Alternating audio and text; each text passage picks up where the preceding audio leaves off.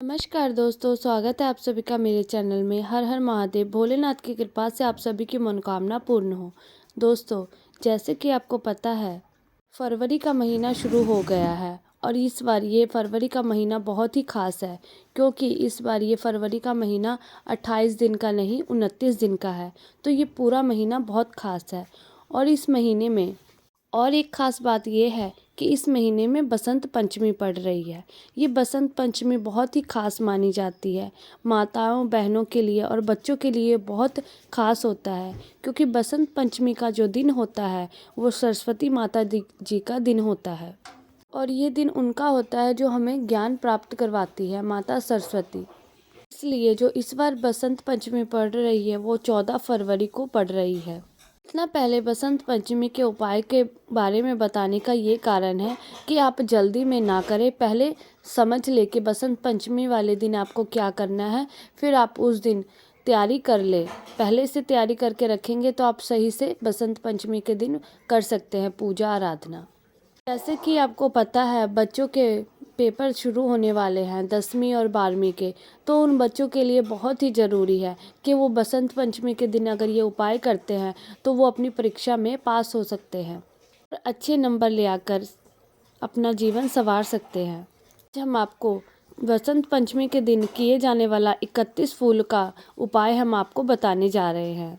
31 फूलों का उपाय जो है बसंत पंचमी के दिन ही किया जाता है, जो कि 14 फरवरी को पड़ रही है।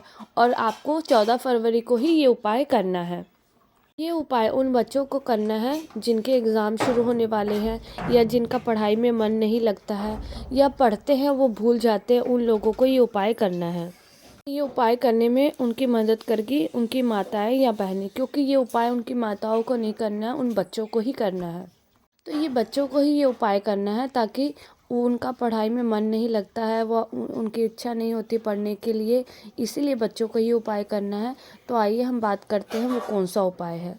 ये जो उपाय है ये आप सुबह के समय करें तो ज़्यादा ही बढ़िया रहेगा, पर अगर आपको शाम के समय करना है तो आप शाम के समय भी कर सकते हैं।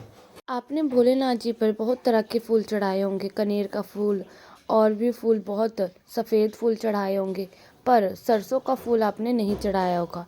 बहुत लोगों को पता है कि सरसों का जो फूल होता है वो एक राई का पेड़ होता है, उसको ही सरसों का फूल कहा जाता है।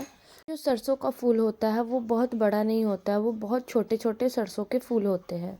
ये फूल वैसे तो आपको आसानी से मिलेंगे नहीं, पर आप देखना जो खेत होते हैं वहाँ पर, अगर गेहूं का जो खेत होता है उसमें ज़रूर लगे होते हैं कहीं कहीं पे ये सरसों के फूल। तो वहाँ पर जा कर के आपको 31 फूल तोड़ने हैं। उपाय के लिए तो 31 फूल चाहिए, पर अगर चाहे तो आप थोड़े से ज़्यादा फूल भी तोड़ सकते हैं। 31 फूल तोड़ करके ले आना और इसको वहाँ पर रखना, ताकि जाके वो मुरझाए ना। बच्चे तो इस उपाय को नहीं समझ पाएंगे, तो इसीलिए माताएं बहनें इस उपाय को समझ लीजिए। और उसके बाद जैसे जैसे उपाय बताने जा रहे हैं हम आपको, वैसा वैसा आप अपने बच्चे को बता दीजिएगा और वो कर लेंगे। आपका बच्चा या बड़ा हो या छोटा हो, आप उसको समझा दीजिएगा कि ऐसे उपाय करना है और उसके साथ साथ आप रहिएगा। आपको सुबह सुबह क्या करना है, ये 31 फूलों को किसी प्लेट या थाली में आपको तैयार करके रख देना है। उसके बाद आपको 1 लोटा जल भी रख लेना है साथ में। और उसके साथ अगर आप भोलेनाथ जी के मंदिर में कोई और सामग्री लेके जाते हो पूजा करने के लिए, तो आप वो भी ले जाइएगा। इस बात का ध्यान आप जरूर रखना कि 1 लोटा जल आपको लेके जरूर जाना है। सुबह उठ करके आपको नहा धो करके आपको शिव जी के मंदिर में अपनी सामग्री जो आपने रखी है तैयार करके वो लेकर के जाना है। और वहाँ पर सबसे पहले आपको 1 लोटा जल भगवान भोलेनाथ जी पर समर्पित कर देना है। उस दिन शिव जी का दिन रहेगा, बहुत ही खास दिन रहेगा, बसंत पंचमी का दिन रहेगा, इसीलिए आप 1 लोटा जल जरूर चढ़ाइएगा। कोशिश करना कि आपका जो बच्चा है वही 1 लोटा जल चढ़ाए, पर अगर वो ज़्यादा छोटा है तो कोई बात नहीं, पर उपाय उसके हाथ से ही करवाइएगा। अगर आप अपने हाथों से करोगे तो उसका फल नहीं मिलेगा, पर अगर आप अपने बच्चों के हाथों से करेंगे तो उसका फल आपको ज़रूर मिलेगा।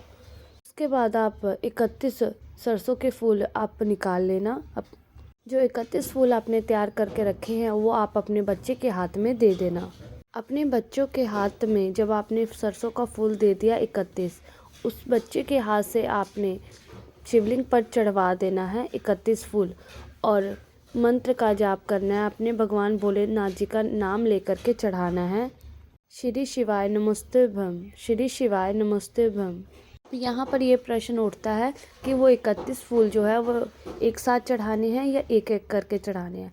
अगर आपका बच्चा एक एक करके चढ़ा सकता है तो एक एक करके चढ़ा ले, नहीं तो इकट्ठे भी चढ़ा सकता है। अगर आप एक एक करके चढ़ाते हो फूल तो आपको ज़्यादा फल मिलेगा, पर अगर आप इकट्ठे चढ़ाते हो फूल तो भी आपको फल मिलेगा। अगर ये मंत्र आपका बच्चा ना बोल पाए तो आप बोल देना श्री शिवाय नमोस्तुभ्यं। सीधे हाथ की हथेली से ही शिवलिंग के ऊपर चढ़वाना और वहाँ पर बैठ कर के प्रार्थना करनी है कि उसकी सफलता में उनका साथ दे और उसकी पढ़ाई में भी उनका साथ दे, क्योंकि हम ज्ञान के बिना कभी भी सफल नहीं हो सकते हैं। ये जो उपाय है 31 फूलों वाला, ये आप जरूर कर लीजिएगा बसंत पंचमी के दिन। इसलिए आपके बच्चे को बहुत ही लाभ प्राप्त होगा और ज्ञान मिलेगा। कभी भी वो अपने सफलता से निराश नहीं होगा, उससे जीवन में सफलता ही मिलेगी और उसका पढ़ाई में मन लगने लगेगा। ये तो हो गया बसंत पंचमी का उपाय, पर आपको बसंत पंचमी के दिन आपको सरस्वती माता की पूजा जरूर करनी है। बेशक आप साल भर सरस्वती माता की पूजा ना करते हो, पर अगर आपके घर में बच्चे हैं तो आप अपने घर में सरस्वती माता की मूर्ति जरूर रखिए और उनकी पूजा आराधना जरूर करिए। कि अगर आप बसंत पंचमी के दिन भी अगर माता जी की पूजा कर लेते हो, आराधना कर लेते हो, तो भी माता रानी आपसे प्रसन्न हो जाती है। वो आपको हमेशा ज्ञान प्राप्त करती है और उनका आशीर्वाद हमेशा आप पर बना रहता है। तो जो विद्यार्थी है उनको क्या करना है, बसंत पंचमी वाले दिन उनको नहा लेना है, धो लेना है और सुबह उठ करके ये कार्य करना है। और ध्यान रखिएगा, नहा धो करके आपने धुले हुए वस्त्र ही पहने हैं। जो बिना धुले हुए वस्त्र है वो नहीं पहनना है, क्योंकि आपको भगवान की पूजा अर्चना करनी है। उसके बाद आपके घर में सरस्वती माता की कोई भी फोटो हो, कोई भी मूर्ति हो, आप उसको रख लेना है। उसके बाद उनकी पूजा अर्चना करनी है, उनको फूल समर्पित करना है, उन्हें सफ़ेद कलर के मिठाई अर्पित करनी है। बाद आपने लंबी बाती वाला दीपक जलाना है, क्योंकि ये दीपक हम माता रानी के लिए जला रहे हैं। उसके बाद माता रानी की पूजा सच्चे दिल से, सच्चे हृदय से करना है। उसके बाद आपको शाम के समय भी माता रानी के सामने जोत जलाना है, उनकी पूजा आराधना करनी है सच्चे दिल से और माता रानी को प्रार्थना करना है कि आपको जीवन में हमेशा सफल बनाए और हर एक क्षेत्र में आपका साथ दे। जय माता दी, जय माता दी, जय माता दी।